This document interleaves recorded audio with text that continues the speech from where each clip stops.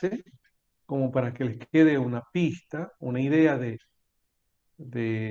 qué había que realizar y cómo se lograba, ¿no? Pudieron confeccionar las dos visiones del usuario, las dos visiones de datos. Hola, profe, buenas tardes. Sí, ¿qué tal, En, Ignacio? en visión de usuario, la verdad, yo pensé que le entendía, pero cuando lo hice, no. Le hice la de contexto, pero la de usuario, la verdad no le entendí.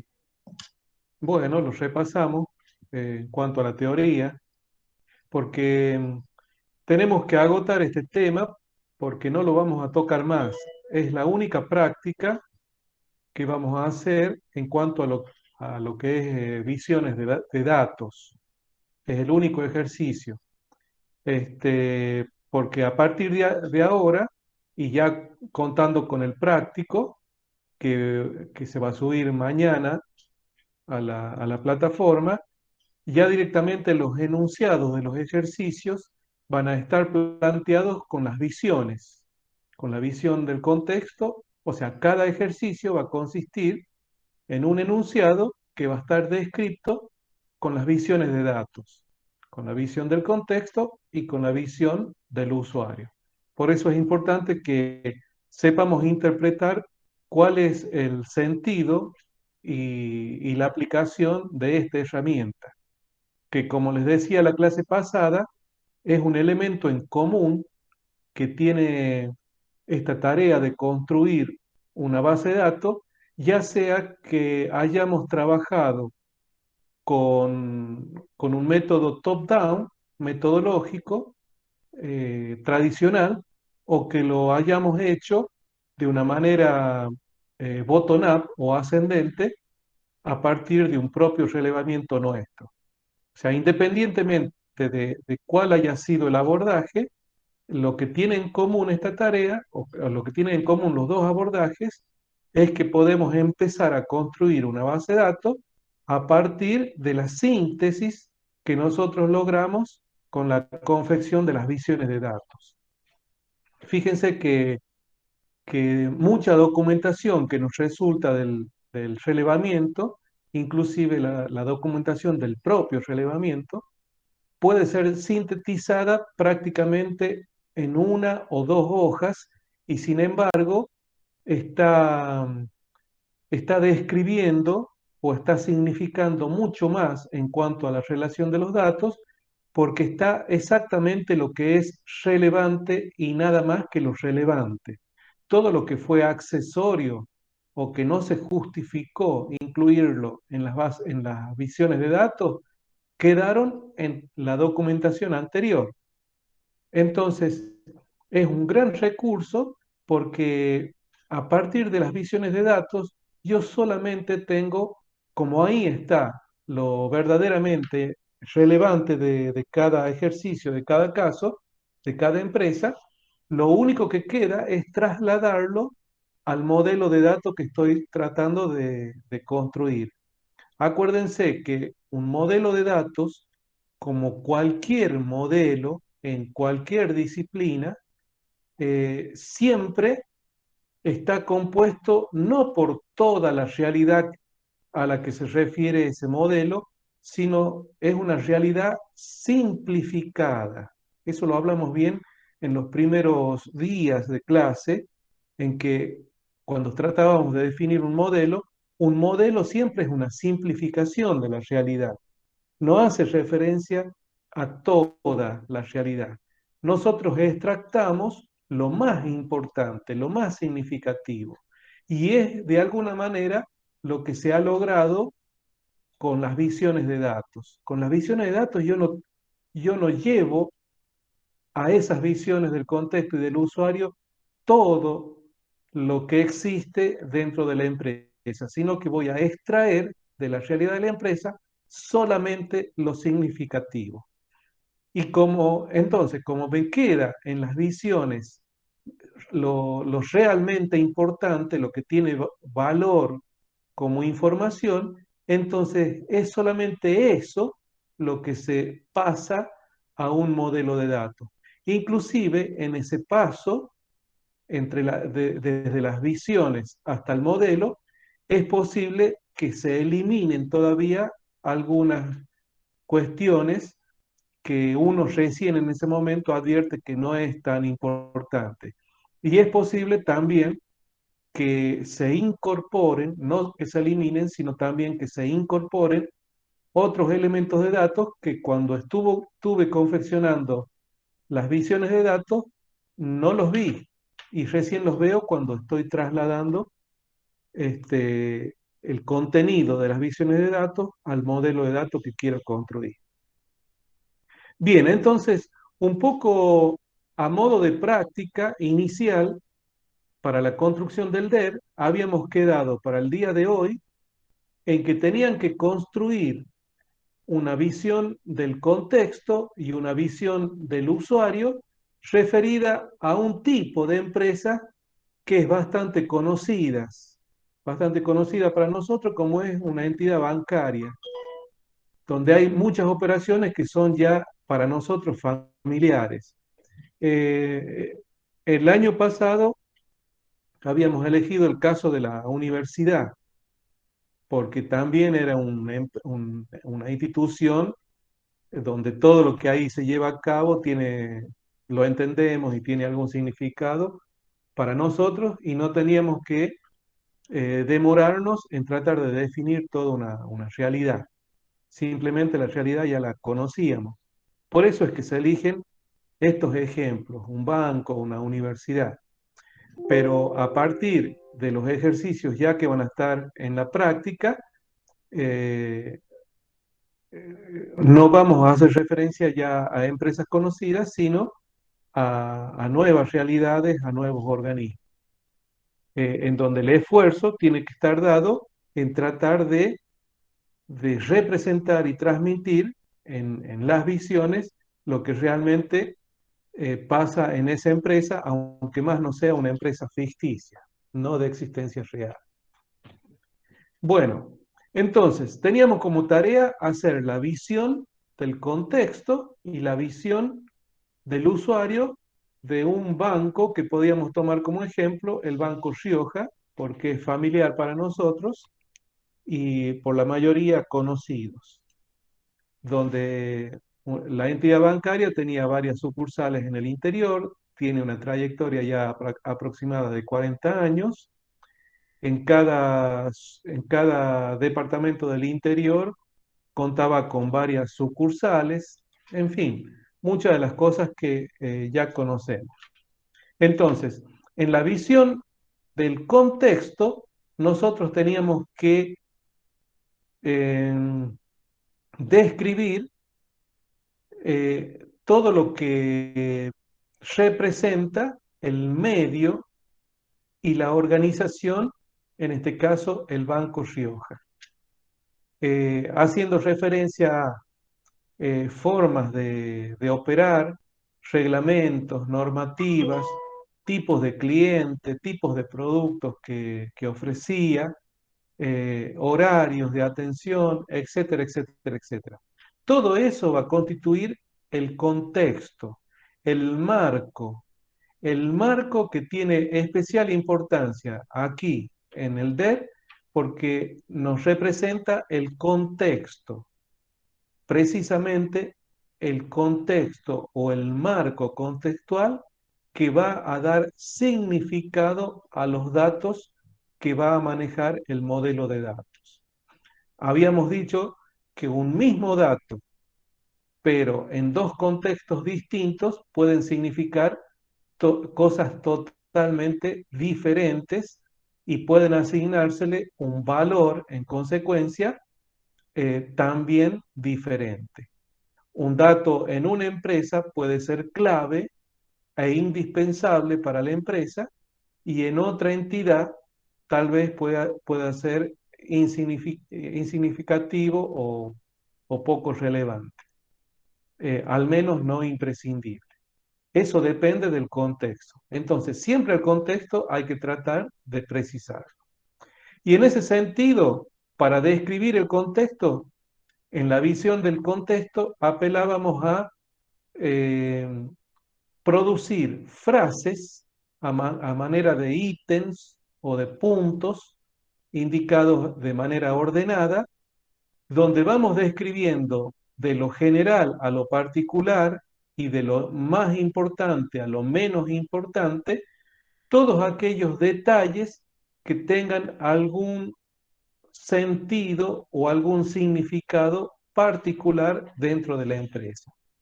Entonces empezábamos haciendo referencia a las sucursales en este caso, después a las formas de operatoria, al tipo de cliente y así hasta llegar a los aspectos más o menos significativos.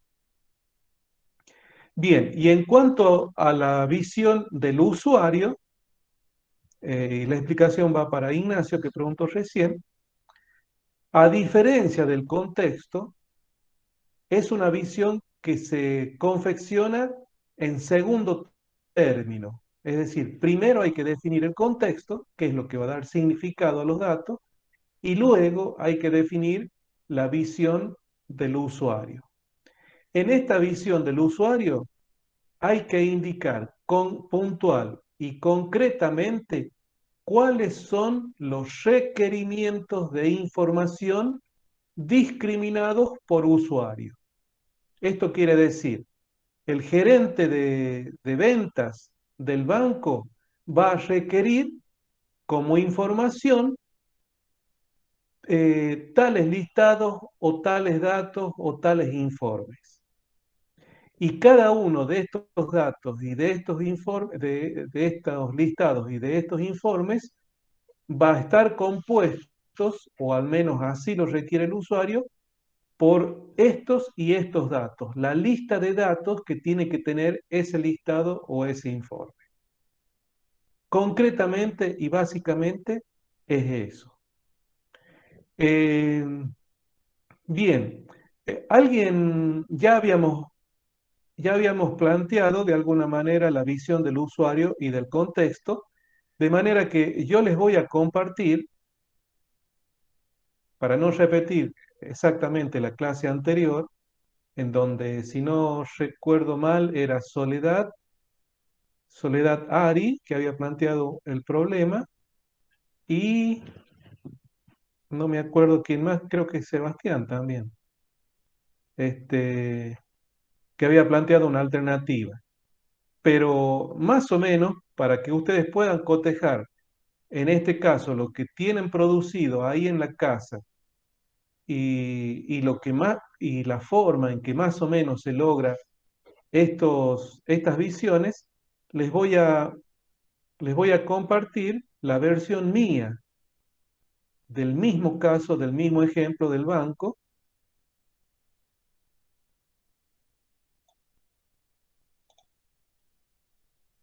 para que más o menos se den una idea de cómo tiene que quedar.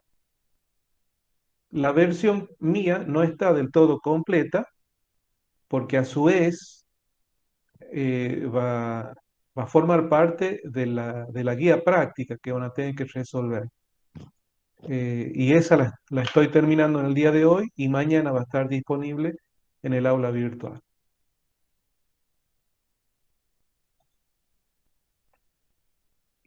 Y justamente el ejercicio este va a ser el ejercicio 2 de la guía práctica. El ejercicio 1 es precisamente el que ustedes tienen ya resuelto en el día de hoy ahí en sus hogares, ¿m? Que consistía en hacer la visión del usuario y del contexto y del usuario para una entidad bancaria donde podían tomar como ejemplo el Banco Rioja. Ese es el ejercicio número 1 de, del práctico, que tal cual lo tengan resuelto hasta el día de hoy, lo presentan de esa forma. Y, y ya van a tener resuelto justamente el ejercicio número 1. Y a partir de ahí vamos a tener 3 ejercicios más, de manera que en total la guía práctica referida al DER va a tener 4 ejercicios. El primero, que es la visión del usuario, y el ejercicio 2, 3 y 4, que van a ser ejemplos del DER que hay que construir. Por eso les digo de que ya vamos a ver hoy visiones de datos y dejamos ese tema, no lo vemos más, porque los ejercicios, todo ejercicio que se pida del DER va a estar enunciado con estas visiones. Entonces tenemos que saber en qué consisten, para qué sirven y cómo se confeccionan. Entonces, por ejemplo, para realizar el primer ejercicio del DER, vamos a tener como ejercicio 2 y como referencia esta visión del contexto y la visión del usuario que estoy confeccionando yo en este momento. Y esto es lo que va resultando hasta el momento, donde tengo la visión del contexto y la visión del usuario para 4 usuarios hasta ahora del banco, que son los clientes, el gerente comercial, los cajeros del banco y el director de recursos humanos. Pueden surgir, seguramente van a surgir otros usuarios con otros requerimientos. Pero para que entendamos tanto en qué consiste la visión del contexto como la del usuario, vamos a ver este ejercicio y lo vamos a ir explicando por las dudas, no sea del todo claro en cuanto a, a la realidad que describe. ¿Mm? Fíjense que en una mitad de página yo tengo sintetizado lo más significativo de la empresa, en este caso del banco. Por eso es importante porque de una manera muy acotada, yo tengo mucha información y toda esa información es relevante, porque ya ha sido analizada y ha sido seleccionada. Cualquier cosa que no entiendan, yo voy a ir leyendo punto por punto, que en este caso ya lo que no pueden entender, tal vez no sea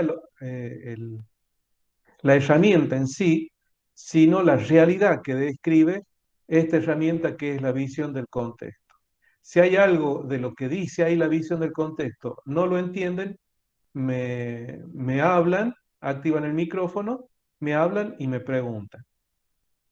En la visión del contexto, el esfuerzo tiene que estar, como les decía recién, dado en tratar de referirme ítem por ítem, primero a los aspectos más generales y por otro lado los aspectos más significativos o más relevantes. Entonces podemos empezar a decir en esta visión referida al Banco Rioja que este trabajo que estamos haciendo, la base de datos, servirá de estructura de datos al sistema de información del banco XXX. Bueno, en este caso hago referencia a un banco X, pero les decía que pueden pensar en el Banco Rioja tranquilamente.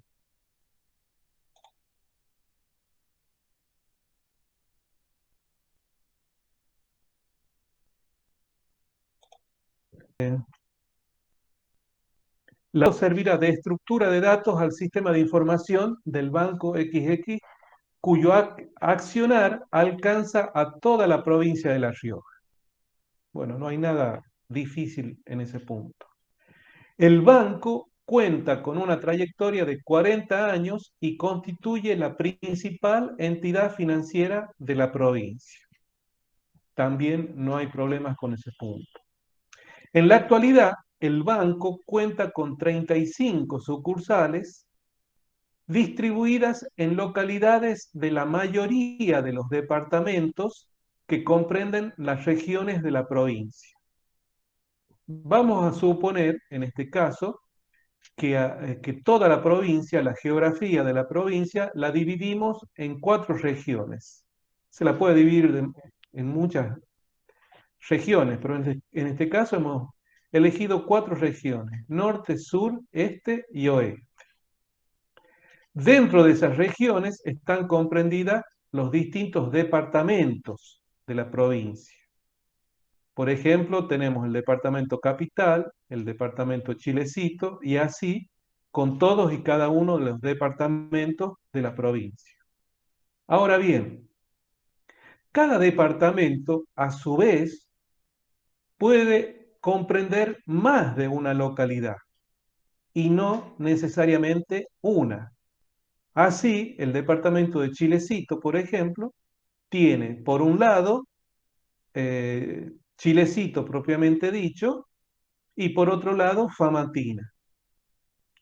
La Rioja tiene el departamento capital y por otro lado tiene Sanagasta. Eh, en fin, o sea que esa es la jerarquía en que se organiza la información desde el punto de vista geográfico. La provincia se organiza en regiones, las regiones en departamentos y los departamentos en localidades. Bien, vamos al próximo punto. ¿Alguna duda al respecto con el punto número 3? No, profe. Bien, está claro. Eh, en las localidades con mayor población, en las localidades con mayor población, como por ejemplo Capital, Chilecito y Aymogasta, el banco cuenta con más de una sucursal simultáneamente, porque lógicamente tienen mayor población, entonces por ahí una sucursal no es suficiente. Entonces, solamente en las localidades con mayor población existen más de una sucursal del banco en ese lugar. Y habrá otras localidades del interior en donde no tiene ninguna, por muy pequeñas que son, no tienen ninguna sucursal abierta del banco. Entonces puede suceder de que haya localidades que no tengan asignada una sucursal. Esto ténganlo en cuenta para cuando consideren la forma de relación dentro de un DER en donde yo tengo que especificar la condicionalidad o la opcionalidad. Repasen la clase cuando hablan el punto de opcionalidad, condicionalidad, van a ver de que hay objetos en donde no necesariamente tienen que existir ocurrencias para para esas entidades. Esta podría ser un caso de esos. Entonces, si la población de una localidad que esté considerando es elevada, es muy probable que tenga más de una sucursal. Y si la población es muy pequeña, puede también que no tenga ninguna. Bien. Los departamentos de la Profe, pro- disculpe, una compañera le Sí. hacía una consulta en el chat acerca de las sucursales. A ver, voy al chat. Cuando estoy posicionado en el Word, no estoy viendo el chat, por eso no está mal que me avisen cuando eso suceda. Romina Carrizo, bien. Sucursal se refiere a edificios con oficina o pueden ser cajeros. Mira, qué buena pregunta. Una sucursal se refiere al edificio donde funciona administrativamente el banco, alguna entidad representativa del banco. Y por otro lado están los cajeros. El cajero no es una sucursal. Los cajeros, aprovecho para aclararlo, los cajeros, al menos como lo vamos a considerar acá, no sé si en la realidad del Banco Rioja se da de esa manera o no, pero lo vamos a suponer. Todo lo que se inventa como ejercicio son suposiciones del contexto. En este caso, vamos a suponer de que los cajeros dependen de la sucursal, pero no están necesariamente ubicados en el mismo lugar. Aquí, por ejemplo, en La Rioja, yo tengo sucursales por la avenida Belgrano, por la avenida Rivadavia y San Martín, ahí hay otra sucursal, está la Casa Central, que es justo en la esquina, otra sucursal que es por la calle San Martín, a mitad de la calle San Martín, a mitad de cuadra de la Casa Central, y así, no sé si me estoy olvidando de otra sucursal, pero esas son las sucursales donde se atiende, hay personal que atiende administrativamente todos los asuntos del banco. Y por otro lado, están los cajeros, que inclusive son más numerosos y que están ubicados en distintos lugares de la ciudad, no necesariamente en el mismo edificio donde atienden las sucursales administrativas. Entonces tenemos sucursales por un lado y cajeros por otro, pero no necesariamente ubicados en el mismo lugar. Puede suceder, pero no es una obligación que esto se considere de esta manera. Así que volvemos al Word y vamos a decir que los departamentos, ahora sí vamos a seguir con los departamentos. Los departamentos dentro del banco se identifican con un número secuencial que los hace únicos dentro de la provincia.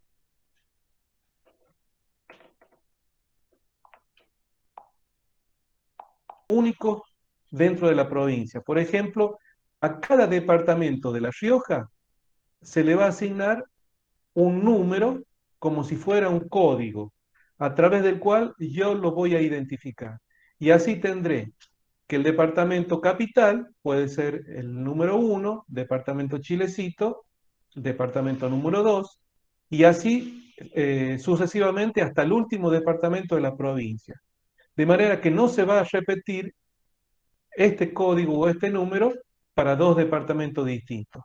Yo conozco el número y automáticamente el departamento queda identificado. Existe un solo número de departamento para cada departamento. Entonces, es el dato con que se identifican los departamentos, un número secuencial que los hace únicos dentro de la provincia. Pasamos entonces a las localidades. Las localidades también se identifican con un número secuencial que los hace únicos, pero dentro del departamento al que pertenecen. Así, la localidad, por ejemplo, en Chilecito, la localidad de Chilecito va a ser la localidad número 1, pero del departamento Chilecito, que también se identifica con el número 1. Número de departamento 1. ¿A qué hace referencia? Al departamento Chilecito. Dentro de ese departamento, Chilecito tiene Chilecito propiamente dicho, la localidad de Chilecito, que se va a identificar también con el número 01, y la localidad de Famatina, que se va a identificar dentro de Chilecito como la localidad número 2. Y así, yo creo que no tiene más localidades el departamento Chilecito, pero en caso que las tuviera, con cada nueva localidad se le va asignando un nuevo código secuencial. Entonces, por un lado, los departamentos se identifican con un número que los hace únicos, y por otro lado, las localidades también se identifican con un número que los hace únicos, pero dentro del mismo departamento. Si pasamos al departamento capital de La Rioja, el departamento va a ser el departamento número 01, supongamos. Y la localidad dentro de La Rioja va a ser La Rioja, capital, la localidad 01. Y Sanagasta, la localidad 02. Estas localidades lógicamente se identifican y se hacen únicas a través de su número, pero dentro del departamento al cual pertenece. No hay dudas respecto de los departamentos y las localidades.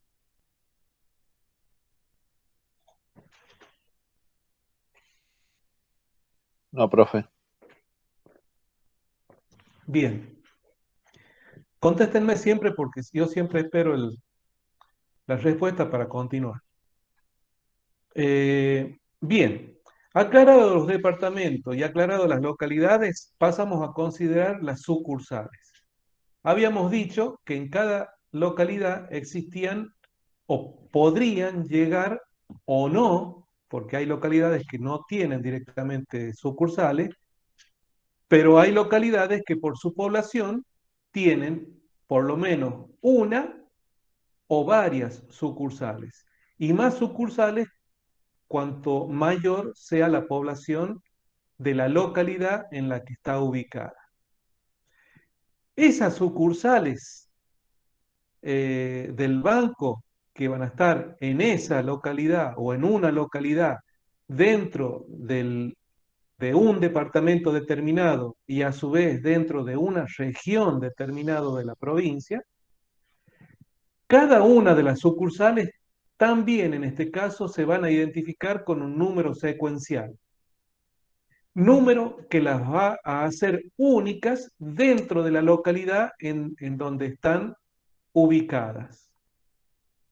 Si esa localidad tiene varias sucursales, supongamos 3, entonces la primera sucursal se va a identificar con el 01, la segunda con el 02 y la tercera con el 03. Ese es el código o la clave que pueden elegir para la identificación y la referencia de este concepto que son las sucursales. Seguimos. Ya hablamos los departamentos, de las localidades, o sea, de la cuestión geográfica. Hablamos de las sucursales que están localizadas en esos lugares. Y ahora hablamos de los clientes. ¿Quiénes son los clientes del banco? Los clientes del banco son, en su gran mayoría, empleados públicos, particulares, personas particulares, comerciantes y empresas. No son los únicos, pero digamos que representan el 90% de los clientes del banco.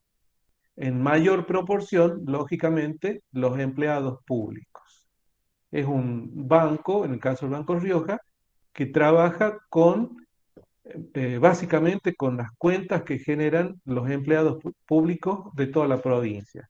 Y es a través de las cuentas del Banco Rioja donde cada uno de los empleados públicos cobra su sueldo. ¿Mm? Bien, cada sucursal cuenta con su propio personal técnico, administrativo y de servicio. ¿Por qué lo especificamos a esto? Porque no se da, al menos en esta suposición, no se da de que un empleado pueda ser empleado de cualquier sucursal y que en una semana trabaje en un lado y que en la otra semana trabaje en otro lado. O sea, aquí cada sucursal cuenta con su propio personal, sea este personal técnico, administrativo o de servicio. Los técnicos, los profesionales, los administrativos, los cajeros, etcétera, etcétera, y la gente de servicio, como puede ser el personal de limpieza, por ejemplo. Ya le está diciendo de que el banco maneja 3 tipos de empleados: técnicos, administrativos y de servicio, o categorías. Por otro lado, el banco ofrece a sus clientes operar sus servicios mediante la atención tradicional por mostrador, de manera presencial, o bien por los cajeros automáticos, o bien por el home banking a través de Internet, o bien a través de una aplicación propia de la entidad que se da a través de de los teléfonos móviles.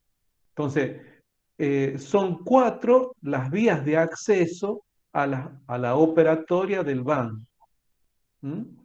El mostrador, los cajeros automáticos, el home banking y las aplicaciones móviles. Fíjense que esos son medios de acceso, pero lo que va a poder llegar a hacer el cliente accediendo por cualquiera de estos medios es siempre lo mismo, que es operar con los servicios que ofrece el banco. Eh, Eso en cuanto a los clientes, a los medios de acceso.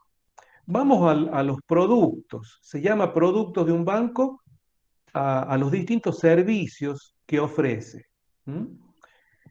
El banco ofrece a sus clientes, perdón, la oferta de la entidad del banco comprende los productos típicos de cuentas de capitalización y ahorro, tarjetas de operación comercial y servicios financieros de préstamo. O sea, no la vamos a complicar demasiado con algún tipo de servicio muy particular que pueda llegar a tener el banco. O sea, simplemente hicimos referencia a los servicios que son tradicionales y típicos en cualquier banco y que también están presentes en, en el Banco Rioja en este caso. Los productos son esos: cuentas de capitalización o ahorro, tarjetas, ya vamos a ver qué tipos de tarjeta, y servicios financieros de préstamo. Básicamente, esos son los productos del banco.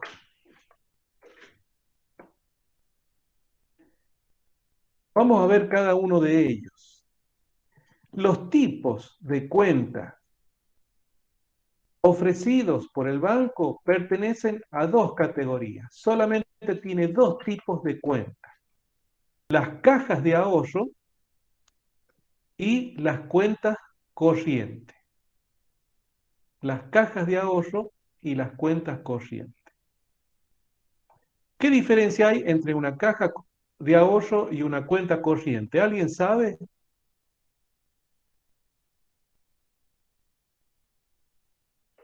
¿Quién me puede decir las diferencias entre una y otra?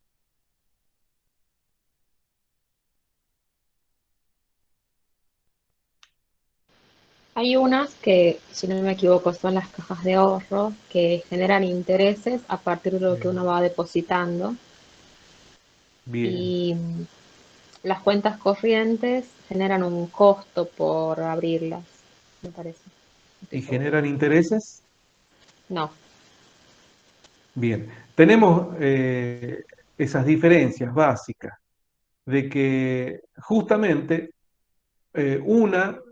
un tipo de cuenta es la que me permite o me facilita la concreción de operaciones comerciales o de cualquier tipo a través de, de operaciones virtuales o no, pero que no son usadas típicamente para el el ahorro personal o de una empresa. ¿Mm? Por lo tanto, una genera intereses y la otra no. En una, yo tengo que pagarle al banco. En la otra, el banco me paga a mí un interés que es mínimo, en el caso de las cajas de ahorro, que es mínimo, pero en fin, ya me beneficio en algo. O sea, el banco paga la, una tasa de interés para que yo deposite y tenga la plata justamente depositada por mucho tiempo ahí. Entonces, mientras está depositada la plata en el banco, el banco va trabajando con ese dinero y a su vez generando más ganancias porque a su vez cuando él presta la plata, cobra una tasa de interés. Entonces, ¿cuál es la ganancia del banco? La diferencia entre las tasas que paga menos las tasas que cobra, o las tasas que cobra menos las tasas que paga. En unos servicios paga y en otros servicios cobra. La diferencia, que lógicamente siempre va a estar a favor del banco, es la ganancia que tiene del banco y de eso se sustenta económicamente. Perfecto.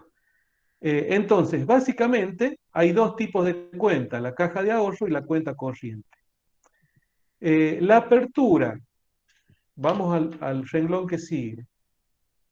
Fíjense todo lo que hablamos hasta ahora y apenas avanzamos unos 10 renglones.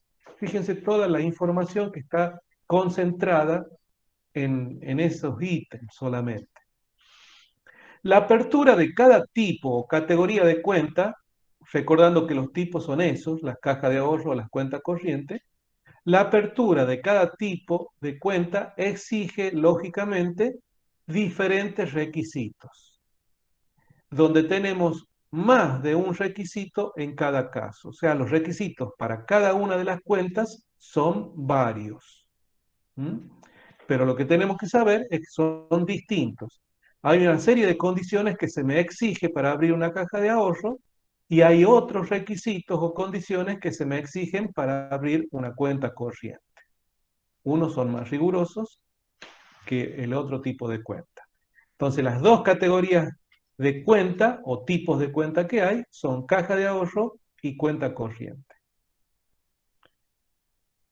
Las cuentas pertenecen y son administradas respectivamente por cada sucursal otorgante de las mismas.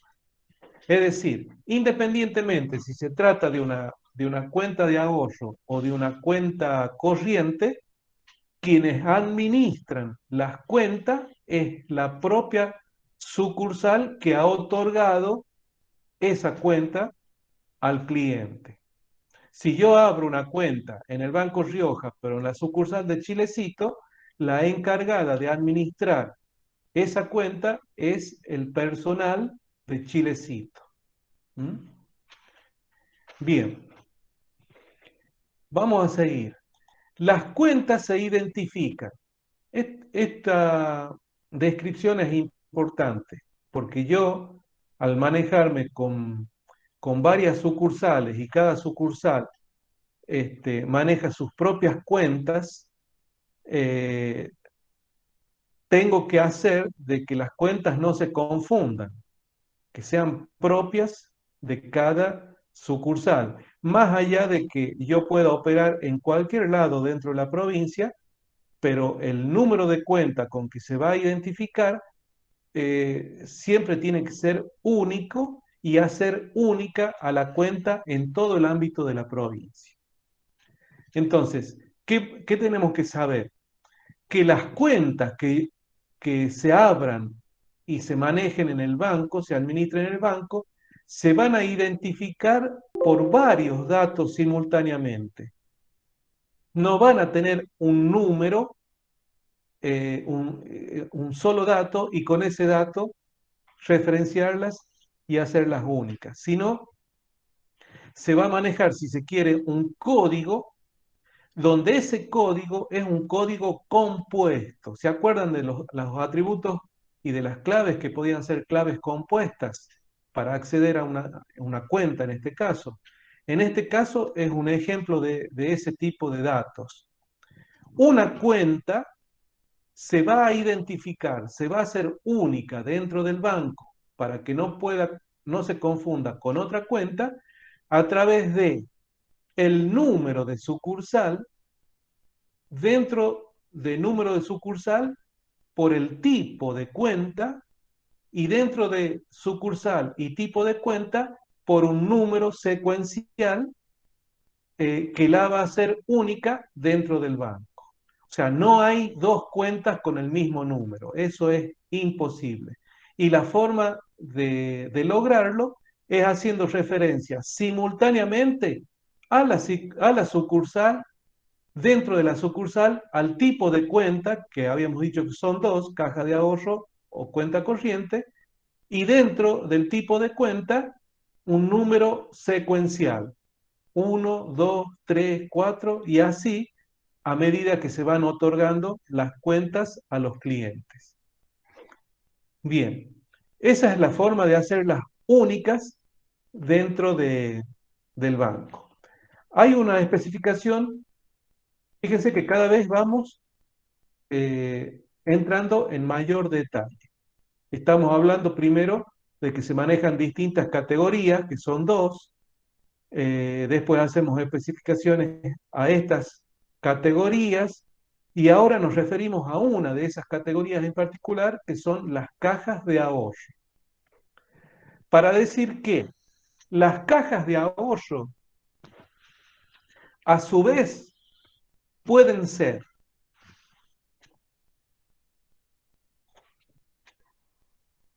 pueden ser cuenta estándar pagada y sin restricciones. Es decir, una caja de ahorro estándar, de las que se conocen clásicamente, típicamente, que es pagada y no tiene y sin restricciones. Una caja de ahorro pagada y sin restricciones. Por otro lado, yo puedo tener eh, esto de sin restricciones se refiere a que hay cuentas que cuando son gratuitas no se puede hacer más de 8 extracciones al, al mes, por ejemplo, lo que muchas veces incomoda, ¿m? Porque yo necesito operar tal vez más veces dentro del mes. Y como esas, hay una serie de restricciones que en este caso, en el primer tipo de cuenta de caja de ahorro, al ser pagada, es una cuenta estándar, pero pagada, y en consecuencia, como es pagada, no tiene ningún tipo de restricciones. Pero además, el banco maneja las cuentas, también un tipo de cuenta de ahorro que es la cuenta sueldo, aquella que se otorga a los clientes con un costo mínimo, pero el costo de la cuenta no lo paga el cliente, sino la, la empresa en la cual trabaja. Y ese costo es mínimo. Y es la cuenta a través de la cual yo puedo cobrar mi sueldo. Llega fin de mes, el, el, el empleador deposita mi sueldo en mi cuenta y yo puedo ir y extraer y utilizar el sueldo accediendo a esa cuenta. Esta cuenta tiene un costo, como les digo, un costo mínimo y para algunas operaciones que no están contempladas dentro de la operatoria de esta cuenta, yo tengo que pagar. Por ejemplo, si quiero hacer algún tipo de transferencia, si esa transferencia supera determinado monto, la transferencia tiene que ser pagada por el titular de la cuenta. Y esto ya va por aparte del costo de mantención mínimo que lo paga el, el empleador. Ese es el segundo tipo de caja de ahorro que hay. Primero está el pagado y sin restricciones. En segundo lugar, la cuenta sueldo. Y en tercer lugar, una cuenta que es gratuita y es la que exige el gobierno, que todas las entidades, si yo voy a pedir una cuenta en cualquier entidad bancaria, está obligada la entidad bancaria de otorgarme una cuenta gratuitamente, sin ningún tipo de costo, pero sí tiene restricciones, muchas restricciones. Como es gratuita, no puedo hacer lo que yo quiera, sino que la operatoria está restringida. Esto lo exige el gobierno para que la gente, en lo posible, trate de realizar todas sus operaciones o transacciones comerciales vía algún banco. Entonces el Estado se beneficia en que conoce el movimiento de dinero de todas las personas y al conocer el movimiento de dinero puede controlar mejor el cobro de los impuestos. Me imagino que esa es la finalidad de las cuentas gratuitas. Bueno, entonces, en concreto, hay tres tipos de caja de ahorro. ¿Alguna duda sobre las cajas de ahorro? porque es importante el entendimiento que hagamos de todo el contexto, porque en función de ese entendimiento es que vamos a derivar el der. ¿Se entiende lo de las cajas de ahorro hasta Profe, ahora? Sí, ¿puedes repetir la que no es la gratuita ni la cuenta sueldo? la que no es gratis, la estándar, la Dentro de primera. las cajas de ahorro. Ah, bien, gracias. Al decir que es una caja de ahorro estándar, significa que tiene las características de cualquier caja de ahorro en cualquier banco. La principal característica es que el banco nos paga un interés mínimo y que como es estándar y no tiene restricciones, o sea que yo puedo hacer la cantidad de operaciones normalmente contempladas en una caja de ahorro y que no está ajustada a ningún tipo de restricciones. A eso se Bien, refiere una caja de ahorro común o estándar. Bien, pasamos a las cuentas corrientes, que es la otra categoría de cuentas que tiene el banco. Las cuentas corrientes pueden contratarse opcionalmente con servicios de chequera. Saben lo que es un cheque y saben lo que es una chequera en un banco. O sea, las únicas cuentas que tienen la posibilidad de, de extenderse el servicio de las cuentas corrientes con el uso de chequeras, la emisión de cheques, son las cuentas corrientes. No existen chequeras para las cajas de ahorro. Y es otra de las diferencias entre estas dos categorías de cuentas. Las cajas de ahorro no manejan chequeras, las cuentas corrientes sí manejan chequeras o sí pueden manejar chequeras. Esto es un servicio opcional que uno puede contratar como titular de la cuenta corriente, puede contratar opcionalmente tener o no tener asociada chequeras a esa cuenta. Eh, el banco, siempre que se manejen cuentas corrientes con chequeras, el banco a costos diferenciados, el servicio de chequera se ofrece para una chequera de 20 cheques cada una, cada chequera, sin la posibilidad de hacer giros en descubierto. Es decir, hay tres tipos de chequera, cada una a un costo distinto. La primera es un servicio básico de chequera, después hay un servicio intermedio y finalmente una tercera opción que es la más cara y que tiene mayores beneficios. El primer tipo de chequeras o el primer tipo de servicio de chequeras, ¿qué me da como servicio? Me ofrece una chequera por mes. Bueno, ahí no le especifique qué es por mes, pero entiéndanlo así. Es una chequera por mes de 20 cheques cada una, sin la posibilidad de emitir giros en descubierto. ¿Qué significa un giro en descubierto? Que yo, sin necesidad de tener eh, ahorrado en esa cuenta Profe, un determinado capital, sí, un momentito, yo puedo emitir un cheque por un tiempo determinado hasta que yo pueda cubrirlo totalmente. Eso se llama giro en descubierto, que puedo girar un cheque sin tener la plata todavía en la cuenta. Bien, sí, escucho. ¿se escucha bien? Sí, No, era acerca del sobregiro que manejan las cuentas corrientes en los bancos, que es un descubierto que tiene un margen de tanto dinero para poder operar. Esa es la ah, diferencia de la... bien, se llama sobregiro entonces. Yo lo conozco así como sobregiro, sí. Es un Bien, cupo de sobregiro. ya estamos hablando más técnicamente entonces.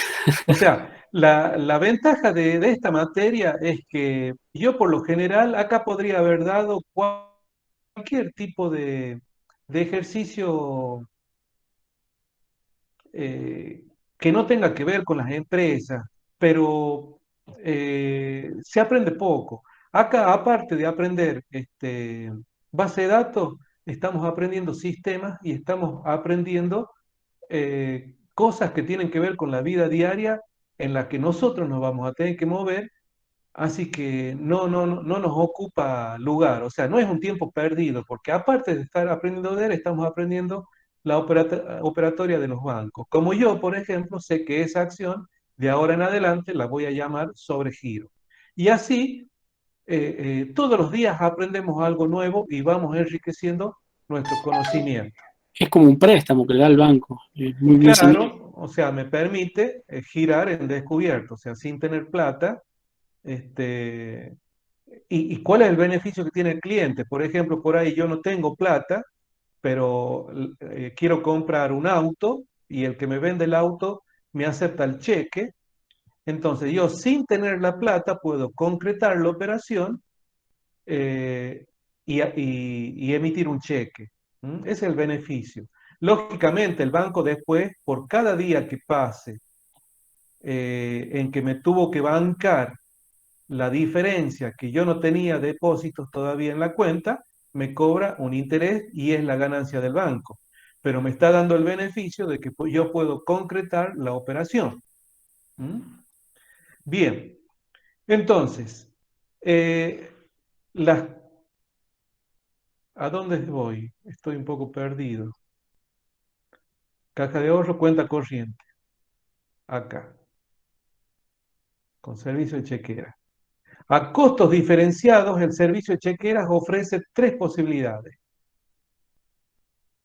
La primera me ofrece una chequera solamente con 20 cheques y con el beneficio de poder girar en descubierto. ¿Mm? Eh, Ahí me falta girar al descubierto. eh, Vamos a ponerle, ¿cuánto es 100.000? Giro en descubierto hasta 10.000 pesos. Acá no hay riesgo, es un ejercicio teórico, así que podemos ponerle tranquilamente lo que se nos ocurra. O sea, la primera opción puede emitir con cada uno de los 20 cheques hasta un sobregiro de 10.000 pesos en la primera opción. La segunda opción, un servicio intermedio, me entrega dos chequeras con 50 cheques cada una y con la posibilidad de girar en descubierto ya no hasta 10.000 como era la primera opción, sino hasta 100.000 pesos. Profe, ¿Mm? disculpe, Sí. ahí en la primera que dice una chequera de 20 cheques, dice sin giro al descubierto. Ok. Ah, bien, tenés razón. Por eso es que sale más barato.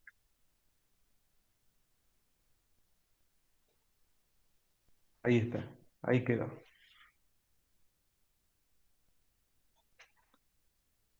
Todo esto es en tiempo real. La segunda opción es para dos chequeras de 50 cheques con un giro al descubierto de 100.000 pesos. Y la tercera opción me ofrece tres chequeras, pero ya cada una no con 50 cheques, sino con 100 cheques. Esto puede servir para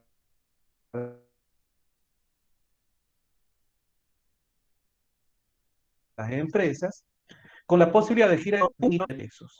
Para nosotros puede ser mucha plata, para una persona en particular, pero para una empresa puede que no sea determinada, no sea mucha plata. Lógicamente, el costo del servicio varía significativamente entre un tipo de servicio de chequera y otro. Entonces, ya tenemos las cajas de ahorro, ya tenemos las cuentas corrientes y en tercer lugar, eh, el otro servicio que ofrecía el banco era de ofrecer préstamos, que a su vez los préstamos también pueden ser diferenciados en tres tipos, en donde tenemos los préstamos personales, en donde yo pido el préstamo, me cobran un determinado interés por esa plata que me prestan, yo lo devuelvo en varias cuotas, y no tengo que rendir cuenta en qué lo gasto. Yo lo puedo aplicar a esa plata en cualquier cosa. Una segunda línea de préstamos están los préstamos con fines determinados que da el banco. O sea, el banco ofrece préstamos, pero me facilita la plata, pero para que compre un auto o para que construya una casa. ¿Mm? Eso es con fines determinados o para que instale una empresa. No puedo hacer lo que yo quiera con la plata, sino que está acotado la aplicación de la plata a la finalidad por la cual yo lo pido al préstamo. Y en tercer lugar, están los préstamos que ofrece la entidad bancaria para las empresas, para que las empresas lleven a cabo distintos emprendimientos. Quiero poner un negocio, entonces para hacer esa inversión, el banco me presta, presento yo un proyecto de negocio y si me lo aprueba, si el banco interpreta de que está bien planteado y que no hay riesgos en el negocio, me da la plata, yo pongo el negocio y el banco va a tener cierta garantía de que lo va a cobrar porque está bien planteado por un proyecto el, el negocio. Para presentar un proyecto, un emprendimiento, puedo utilizar el formato que aprendemos en la otra materia que es administración de proyectos. ¿Mm? Cuanto más claro esté la presentación del proyecto, el banco puede analizar más fácilmente y otorgarme el préstamo. Entonces, también aquí en los préstamos hay tres tipos o categorías de préstamos.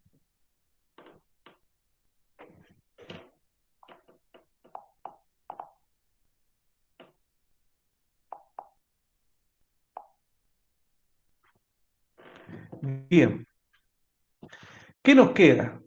Las operaciones pueden realizarse con toda y cualquier tipo de cuenta, con todo y cualquier tipo de cuenta.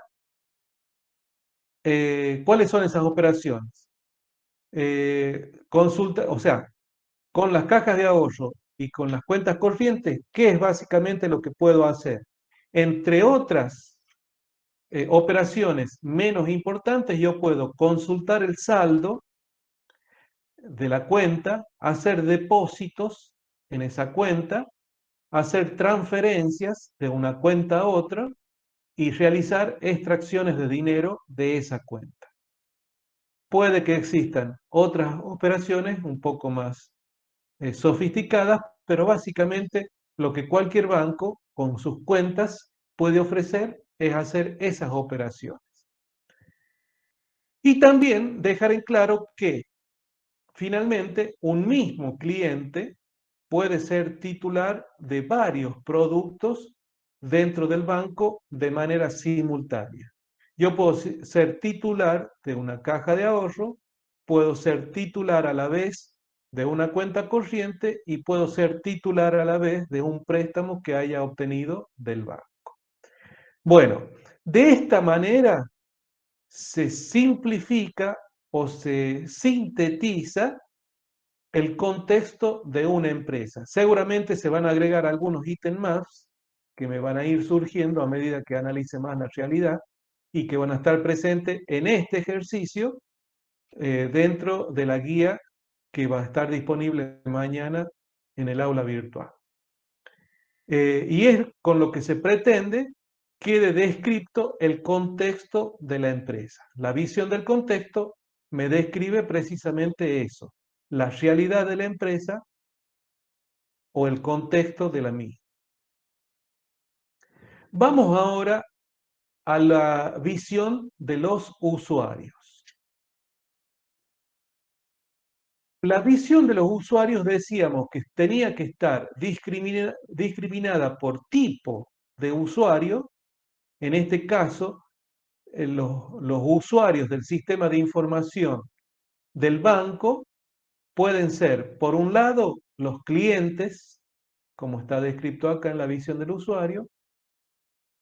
Otro usuario del sistema puede ser el gerente comercial. Otro tipo de usuarios son los cajeros, el director de recursos humanos, etcétera, etcétera. Fíjense que cada uno tiene un interés diferente, un interés de información diferente respecto del mismo sistema e indirectamente también de la misma base de datos. Los datos son los mismos y son únicos dentro de la empresa. Y los requerimientos de información pueden ser diferentes, pero siempre tomados a partir de los mismos datos, generar las distintas posibilidades de información. ¿Cuál es el interés de información de los clientes? Por ejemplo, de un cliente saber cuál es la ubicación de las sucursales del banco en toda la provincia. Consignando para cada caso, ¿qué cosa? La dirección, o sea, qué calle y qué número, la altura, qué número de calle, de número postal, perdón.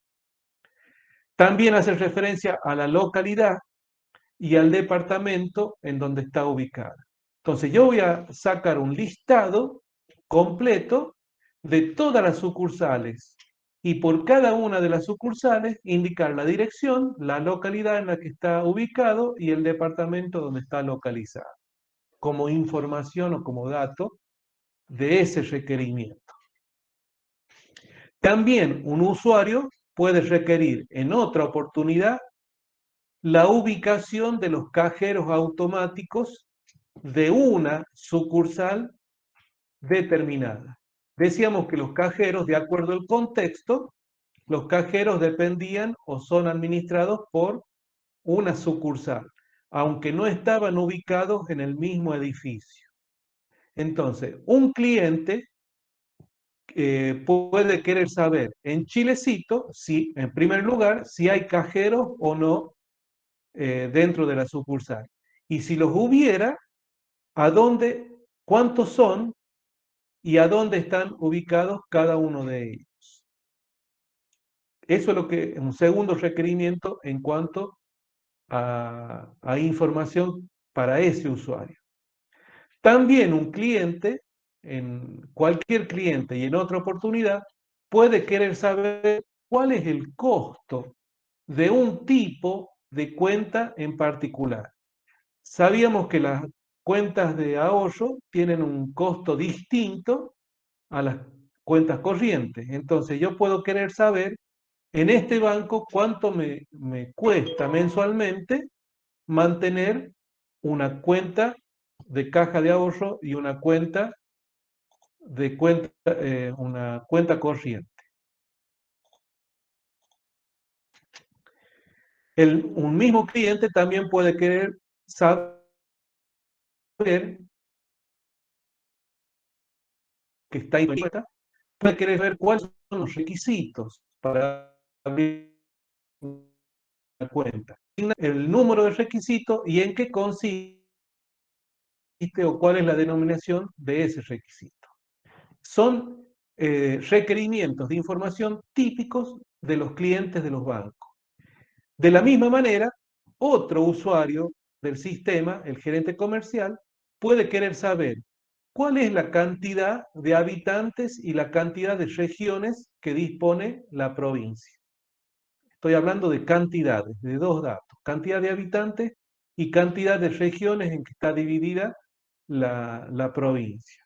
Eso como dato o información para, por ejemplo, sabiendo la población, si se justifica o no abrir una nueva sucursal comercial en ese lugar que se esté considerando.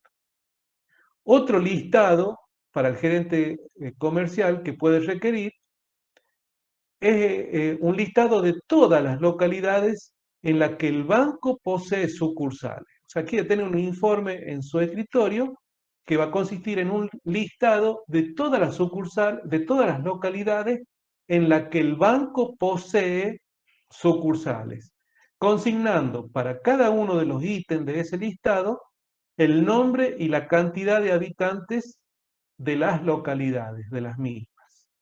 ¿Mm? Bueno, así también pide información de los departamentos a continuación. A continuación también me pide cuáles son un listado de todas las localidades de un departamento en particular, consignando número de localidad, nombre de la localidad y cantidad de sucursales que posee en esa localidad. Puede requerir también la cantidad de las cantidades de cuentas de una sucursal determinada, discriminada por tipo de cuenta.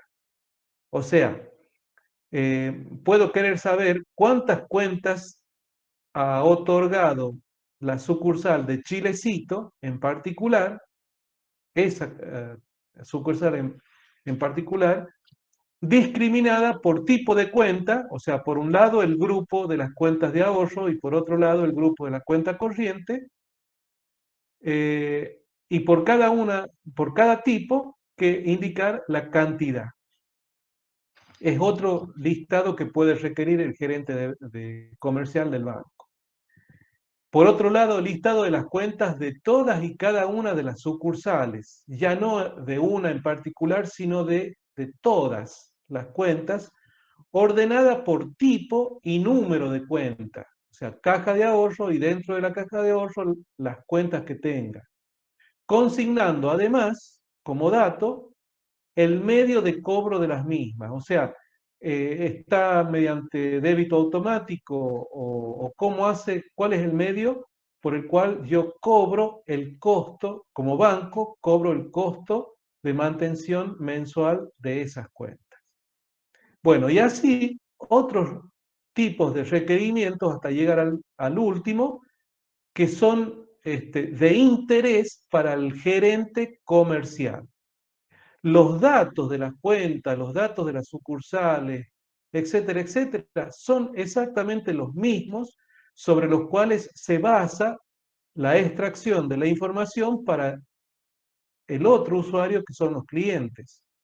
En este caso, tanto los clientes o el gerente comercial comparten el modelo de datos y la estructura de datos, concretamente la base de datos, para generar toda esa información que es distinta para cada caso o para cada usuario en particular.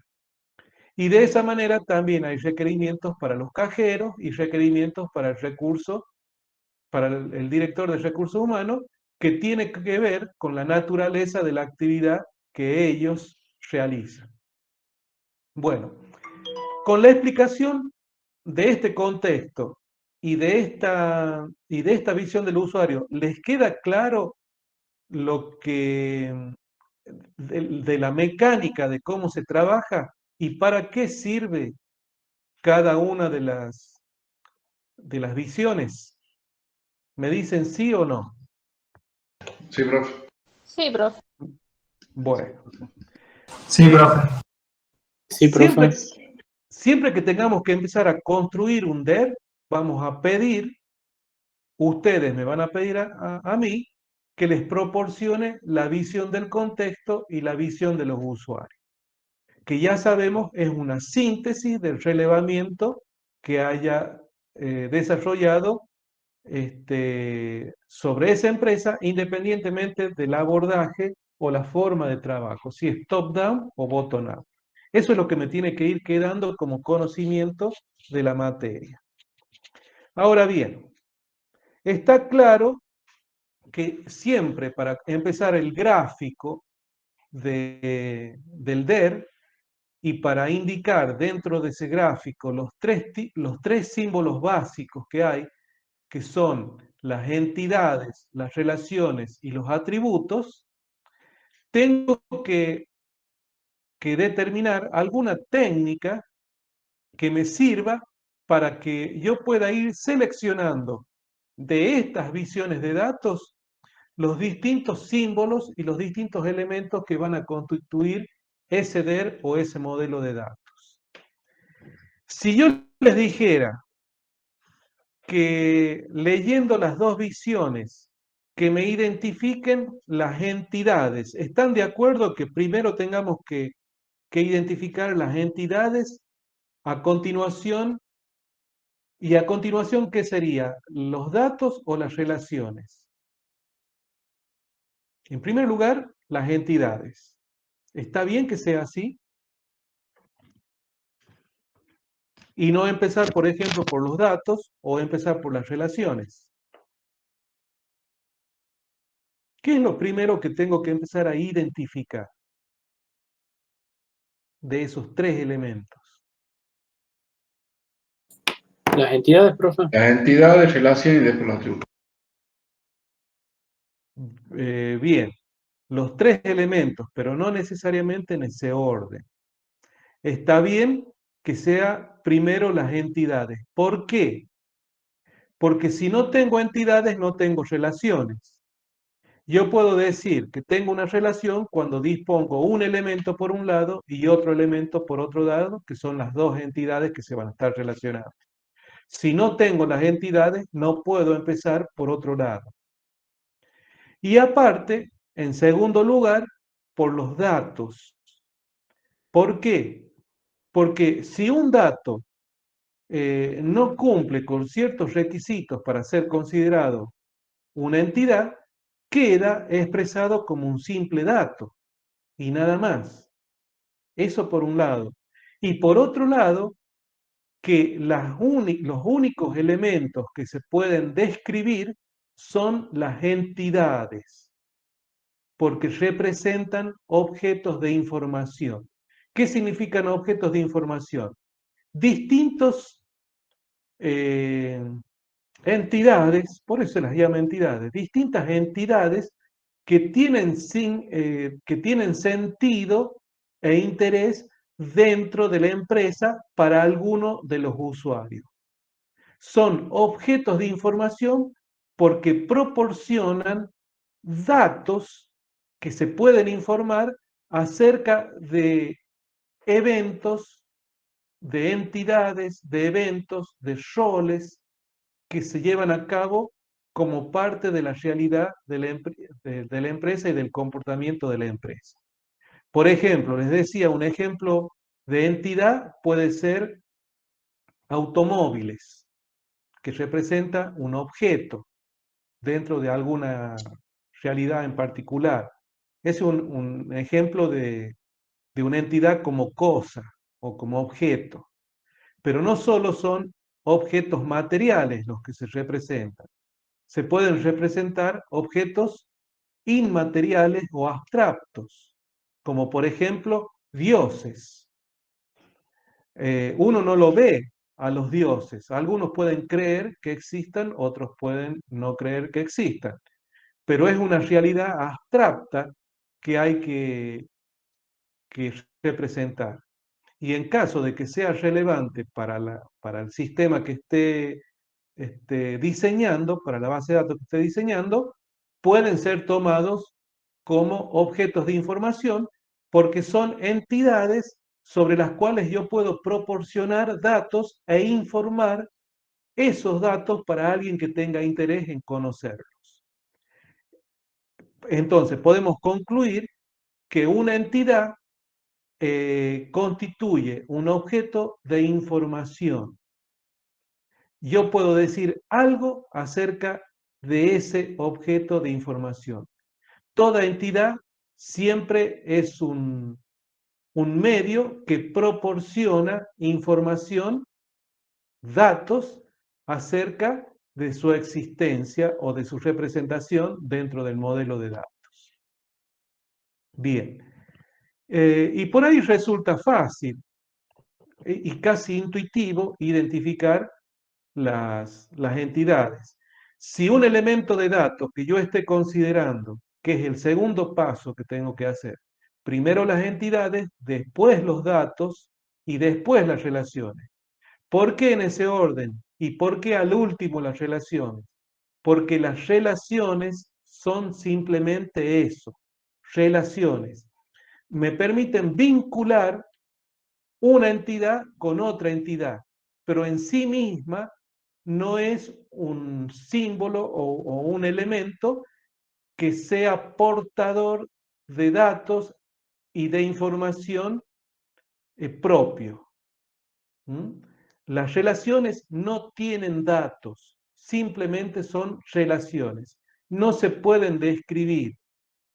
Esto es por definición. El autor de esta metodología dice que los únicos que son portadores o poseedores de datos son las entidades, no las relaciones.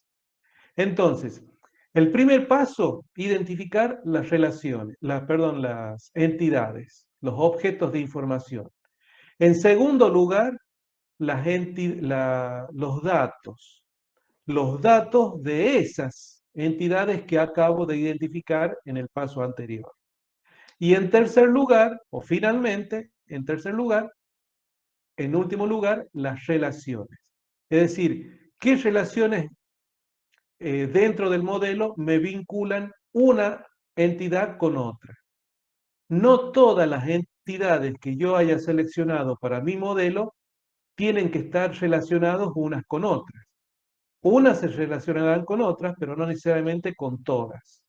Entonces, yo tengo que especificar qué relación, además de las entidades, qué relaciones de datos existen entre esas entidades que acabo de definir en el paso 1.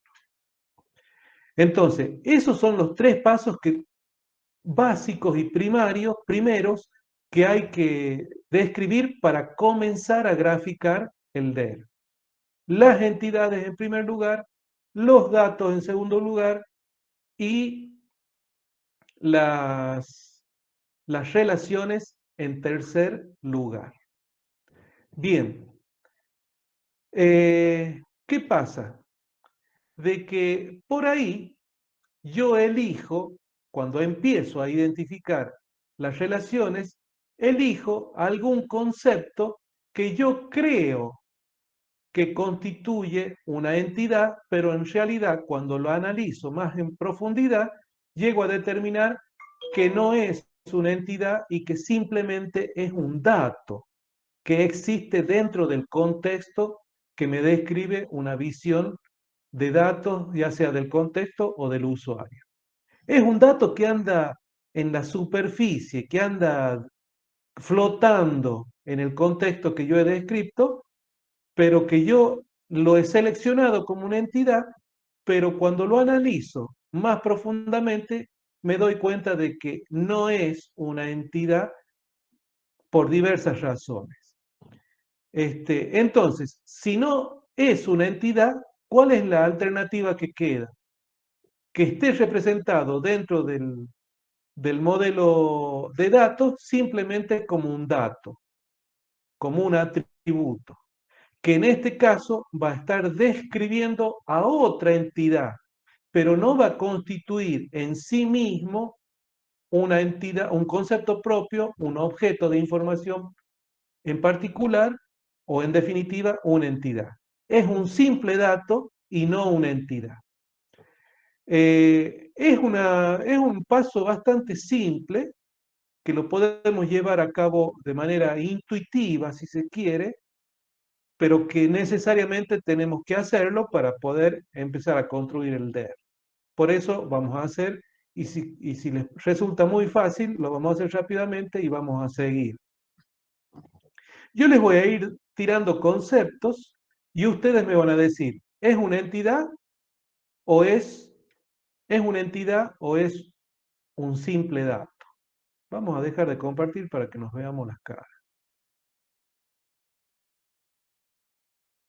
Es fácil, no se asusten por el trabajo. Bien, aquí Ari me dice, primero las entidades, luego las relaciones y posteriormente los datos. Bueno, no, eso ya quedó aclarado. Primero las entidades, luego los datos y después las relaciones. Bien, si yo les digo automóvil, ¿es una entidad o un dato? Una entidad. Bien. Si les digo, en este caso hace referencia a un objeto material que es un automóvil. Vamos a una información de rol, por ejemplo, profesores. Acuérdense que las entidades son siempre plurales, se me lengua la traba. Siempre son plurales. Si yo por ahí indico en singular, es que posiblemente me esté equivocando y que lo que esté considerando no sea una entidad, sino que sea una instancia en particular que no llega a constituir una categoría o la categoría de entidad. Las entidades, para que sean aceptadas como tales, tienen que ser plurales. Es decir, tiene que tener varias instancias. Si yo hablo de empleado, así en particular, no es una entidad. Para que sea una entidad tiene que ser instanciable, tiene que tener varias ocurrencias o instancias. Entonces, para que sea ese concepto sea una entidad, tiene que ser plural y tengo que decir empleados en plural. Bien, entonces, si digo, por ejemplo, jugador, ¿es entidad o no? Sí. Jugador. Ah, no. No, profe. Jugadores, Ahí sí. sí. Si yo y estamos, tanto profesores como jugadores son entidades de rol. El objeto de información que describe es aquel de una persona que desempeña el rol de profesor o el rol de jugador. ¿Mm? Bien, si yo digo nombre, ¿es una entidad o es un dato? Un dato. Bien. Si yo digo color, Un ¿es dato. una entidad o un dato? También un dato. También un dato. ¿Están de acuerdo la mayoría como para seguir esto o lo tenemos Sí. que aclarar? Sí, también un dato. Sí, está bien, se entiende. Sí. Bien. Eliana me dice dato. Bien. Santiago también. Sí, profe. Bueno, no es tan fácil. Lamento decirles que no es tan fácil. Porque muchas veces lo que yo elijo como entidad, como por ejemplo eh, vehículo, o no sé qué les dije recién, rodado, que a todas luces uno intuitivamente se vuelca a considerar a un automóvil como una entidad, pero si yo les digo que es el dato que describe a las propiedades de una persona, automáticamente automóvil deja de ser una entidad y pasa a ser un dato de persona. ¿Me entiende lo que les quiero decir?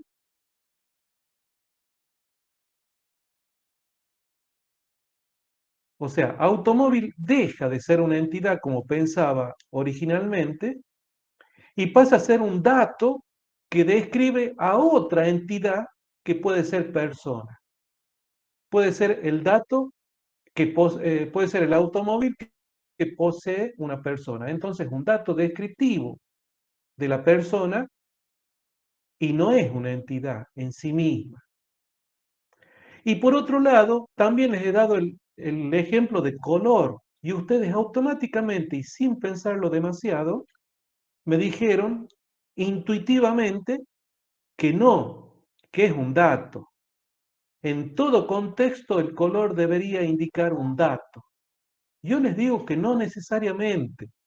¿Por qué?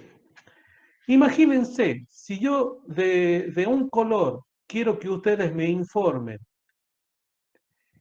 sobre si es lindo o feo, sobre si ese color es primario o secundario, si es fuerte o es débil, en fin, puedo dar una serie más, como requerimiento, una serie más de propiedades que yo puedo estar queriendo informarme de ese color y yo lo he tomado como un simple dato. Eh, eh, Se da la dificultad de distinción, que hay veces que una entidad, uno intuitivamente la designa como, un concepto lo designa como entidad sin analizar demasiado y termina siendo un dato, y en otras oportunidades a un concepto o un elemento del modelo de datos que lo estoy considerando sin profundizar mucho como un dato y termina siendo una entidad. ¿La ven a la dificultad? Sí, profe. Bien, bien simple. Eso es importante, distinguir a dónde está el problema, porque si no lo veo el problema me voy a equivocar muchísimas veces. Entonces acá va otra pregunta para que ustedes participen y me hagan sus aportes. ¿Qué debería tener o qué debería observar un concepto que esté analizando en particular para que sea seleccionado? Acuérdense que cuando yo estoy diseñando una base de datos, estoy tomando decisiones de diseño. Diseñar es sinónimo de decidir. Entonces, ¿en qué me tendría que fijar de ese concepto? ¿Qué tendría que advertir? ¿Qué tendría que observar en esa realidad del concepto que estoy observando para tomar la decisión de diseñar el modelo de datos en donde ese concepto pase a formar parte del, del modelo de datos, ya sea como una entidad o bien como un simple dato que describe a otra entidad? ¿En A qué me partir de debería las fijar? relaciones. Bastante... bueno, la información es una relación. Habrán visto en primer año que cuando se trata de definir qué es información, muchos la definen como que es una relación. O sea que acepto la observación porque es algo que tengo que verificar en eso que estoy analizando. Si el elemento de datos que estoy considerando es información o posee información. ¿Y qué significa si posee información? Que posee datos. Yo puedo decir del color que es un simple dato si no posee atributos y puedo decir que es una entidad si posee atributos. Es decir, que en primer lugar tenga datos. Si tiene datos, podría llegar a ser una entidad. Pero si no tiene datos para describir ese concepto que estoy considerando, por más que quiera, no va a ser nunca una entidad, porque le faltan datos. Las entidades son objetos de información y porque son objetos de información poseen datos. Si no tienen datos, no se los puede describir. En consecuencia, no son entidades. Si un dato existe pelado puramente como un dato y nada más, no es una entidad. Entonces, el mismo concepto, color, si en una empresa se está interesado en saber las propiedades del color, es una entidad. O si en otro contexto o en otra empresa simplemente a ese concepto se lo considera como parte descriptiva de otro objeto de información, como por ejemplo automóviles, la entidad automóviles, el color pasa a ser un atributo más de los automóviles, pero no constituye en sí mismo una entidad que haya que representar justamente como un objeto de información dentro del modelo. Es simplemente un dato. Entonces, fíjense todo lo que vamos sacando como información. Eh, las entidades son plurales. Significa que tienen que tener varias instancias. Ejemplos, empleados, ejemplos, profesores, alumnos, todas esas podrían llegar a ser entidades. No nos vamos de boca y decir, bueno, hagan esto sin analizar demasiado porque vamos a cometer muchos errores. Podrían llegar a ser entidades. Cumplen con la pluralidad que dice el autor. Las entidades son siempre plurales. Eso es una cosa que tenemos que observar cuando estemos analizando. Otra cosa otra condición a la que hemos concluido es que un concepto para que llegue a ser una entidad tiene que ser portador de datos. O sea, tiene que tener por lo menos dos o más datos. ¿Sí? Son dos cosas que ya sabemos en las que nos podemos guiar, son fórmulas caseras y todo esto es tecnología propia de la UNLAR, son cosas a las que nos fuimos acostumbrando porque hemos llegado a la conclusión de que siempre se dan, que es muy fácil confundirse y por eso hemos creado estas reglas, si se quieren, para ir descartando cuando nos equivocamos en elegir a un concepto como entidad. Tiene que ser instanciable y en segundo lugar tiene que ser portador de datos. No existen entidades con un solo dato. Tienen que tener dos o más datos. Ya tenemos dos reglas que aplicar para descartar y no equivocarnos al respecto. ¿Qué más podrían aportar respecto a los conceptos que estoy analizando para que sean elegidos como entidad? ¿Qué se les ocurre?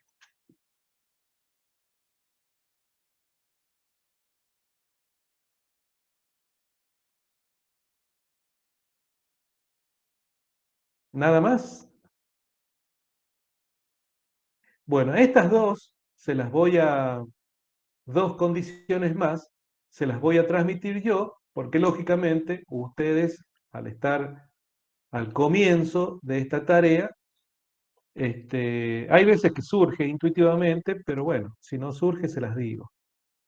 Hay una tercera condición que dice, y que la exige, sí, el autor del método, del DER, que dice que toda entidad debe tener la posibilidad de identificarse mediante alguno de los datos que posee. Ya sabemos que un concepto para ser considerado entidad tiene que ser portador de datos, dos o más datos. Un dato es el nombre, otro dato es el DNI para un empleado, por ejemplo, para la entidad empleados. Bien, una tercera condición o regla que debe verificarse es que además ese concepto, además de ser instanciable, que es la primera regla, y de poseer más de dos o más datos, además, alguno de esos datos, la tercera regla dice que tiene que servir para identificar a cada una de las instancias u ocurrencias de esa entidad. Por ejemplo, si yo estoy considerando la entidad empleados y va verificando que empleados, por un lado, es instanciable y por otro lado tiene más de dos datos, el nombre, el DNI, el nombre, el domicilio, el teléfono, cuatro datos. Entonces cumple también la segunda regla. Ahora, si dentro de esos datos, de esos cuatro datos, ninguno de esos o ningún conjunto de esos datos, en caso que sean claves compuestas, me sirve para identificar separadamente o individualmente a cada una de las ocurrencias de esa entidad, empleados, entonces por más que yo quiera y por más que cumpla la regla número 1 y la regla número 2, aún así puede darse el caso en que no sea una entidad. Y es cuando ninguno de esos datos sirve de clave para identificar a cada una de esas ocurrencias. La pregunta es, ¿alguno de los 4 datos que dije, el DNI, el nombre, el domicilio y el teléfono, ¿de quién? De los empleados, sirve para identificar a cada uno de los empleados de esa entidad? Sí, ¿Cuál? el DNI, por ejemplo. El DNI, perfectamente. Entonces, tiene la posibilidad de seguir con chances de ser considerada una entidad. Pregunto de nuevo, supongamos que en lugar de 4 datos, yo me manejaba con 3 datos, y esos 3 datos son el nombre, el domicilio y el teléfono. El concepto que estoy considerando, empleados, ¿puede llegar a ser una entidad?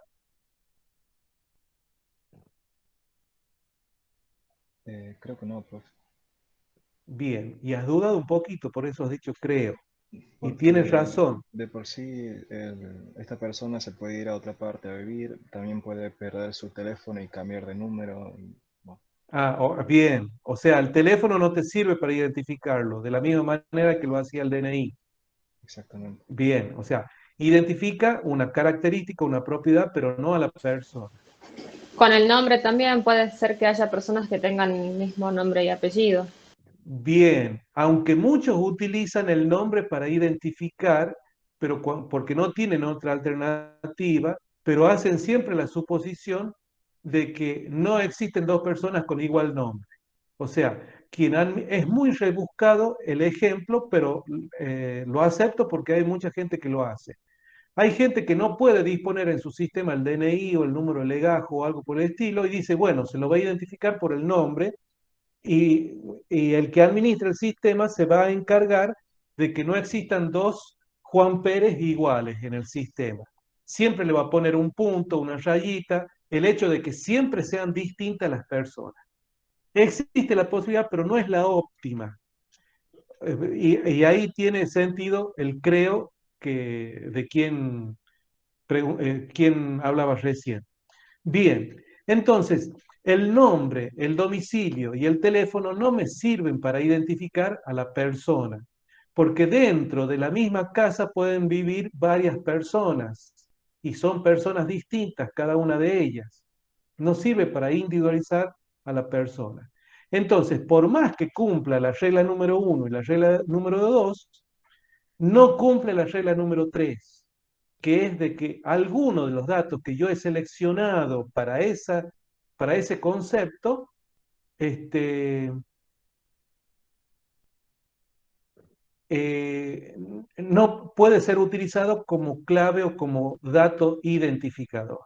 Esa es otra cosa que voy a tener que chequear. Y fíjense que ya le estoy dando varias pistas, pero no le estoy dando la principal.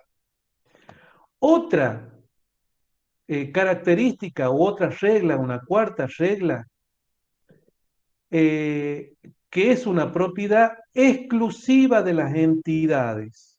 Exclusiva de las entidades es que los conceptos que esté considerando para ser incorporados como, como entidades al modelo de datos es es que los valores que puedan adoptar los atributos que yo he seleccionado para ese concepto tengan valores fijos, o al menos que puedan adoptar, sean susceptibles de adoptar valores que no varíen demasiado, que no tengan una variabilidad frecuente a lo largo del tiempo. Ejemplo, las entidades, por lo general, los atributos de las entidades tienen valores fijos o al menos poco variables. Ejemplo, DNI. ¿Cuántos valores tiene el DNI para una persona? 8 números. ¿Cómo? 8 números y Ah, no, no, 2 no, no, no, puntos. no. En cuanto al contenido, o sea, ¿cuál es tu DNI? Por ejemplo, te 30. doy el valor de mi DNI. 14862525. Ese es el contenido o el valor. ¿Mm? El valor de mi DNI es único. El atributo DNI no puede asumir más de un valor simultáneamente. Como por ejemplo, un alumno que tiene como atributo materias que cursa.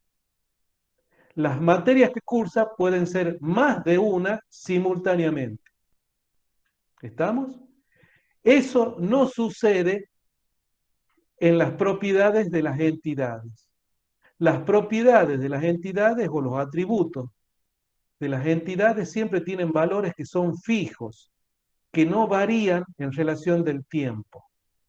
El nombre tiene un solo valor y ese valor es fijo. Yo no me llamo de una forma hoy y mañana cambio el nombre. Lo puedo llegar a cambiar si no me gusta el nombre haciendo un trámite en el registro civil, pero no es algo que suceda todos los días. Es un caso excepcional. Y como es excepcional, la variabilidad es muy baja, en consecuencia lo considero como si fuera fijo. El DNI es un valor fijo para toda la vida. El nombre es un valor fijo para la persona para toda la vida. Tengan paciencia unos 5 minutos más y cierro la clase. En cambio, hay otros datos como por ejemplo domicilio. ¿Qué piensan ustedes sobre domicilio o sobre teléfono? Puede Es, cambiar, como la edad. puede cambiar como la edad, bien, o el domicilio. Pero ¿cuántas veces cambia uno el domicilio?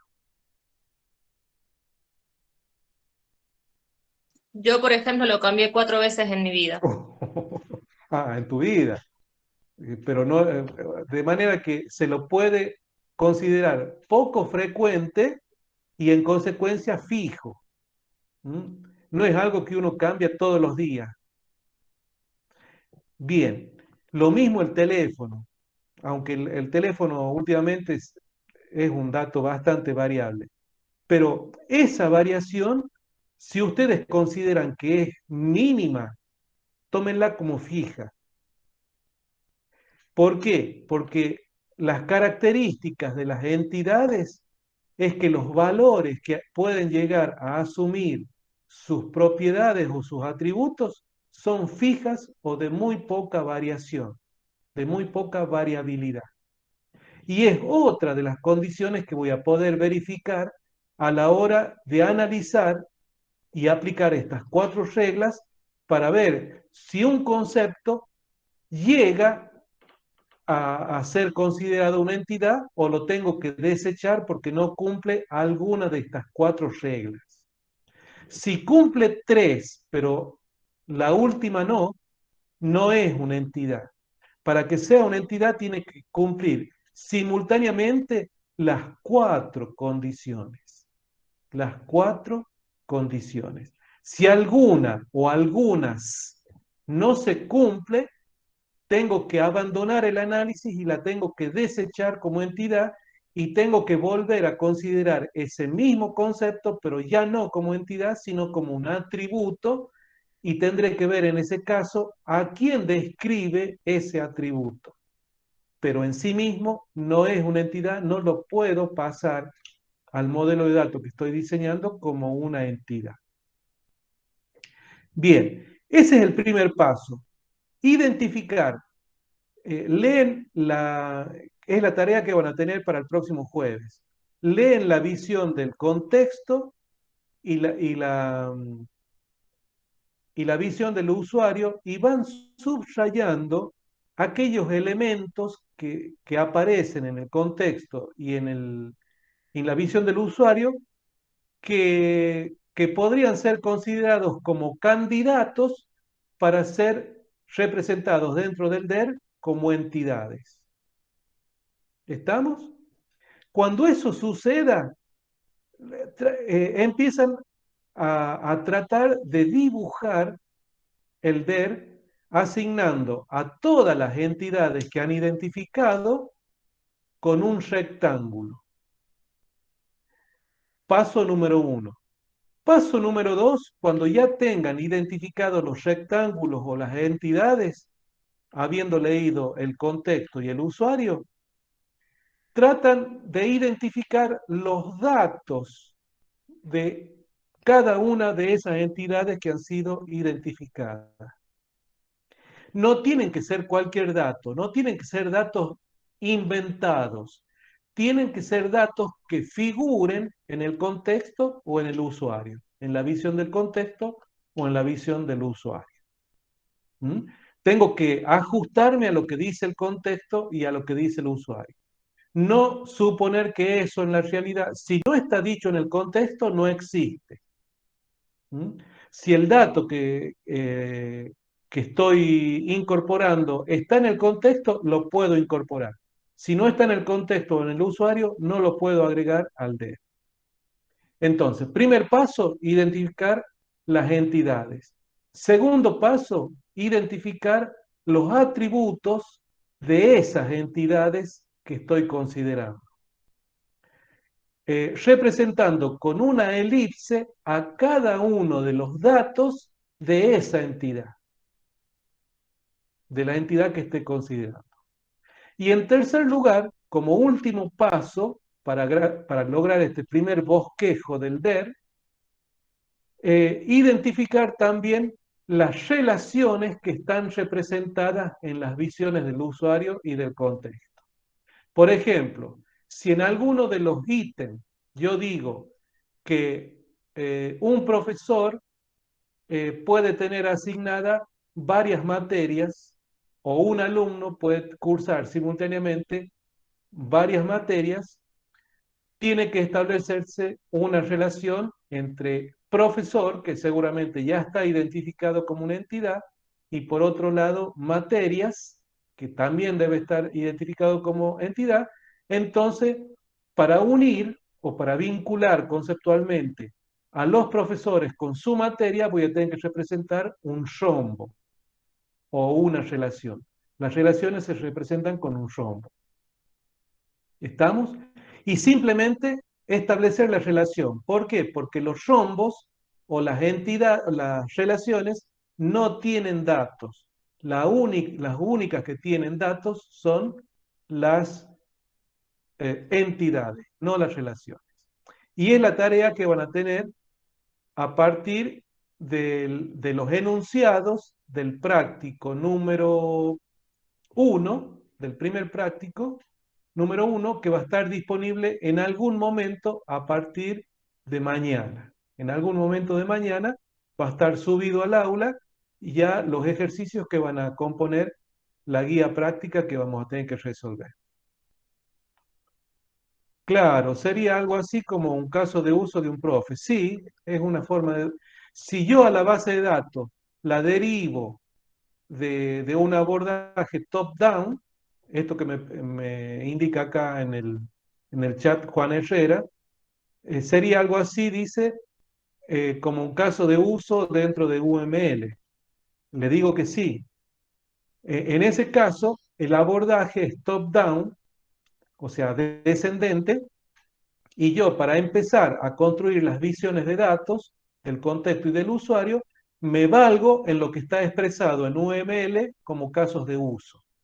Exactamente, estás acertado en eso, Juan. Bueno, es la tarea que vamos a tener para el próximo jueves, donde el próximo jueves también voy a utilizar la clase para seguir con esta práctica, al menos la mitad de la clase. Ya vamos a ver si es toda la clase o la mitad de la clase del próximo jueves, allá a las 7 de la tarde del próximo jueves. Así que bueno, ¿se animan? ¿Tienen alguna duda sobre lo que hay que hacer para el jueves?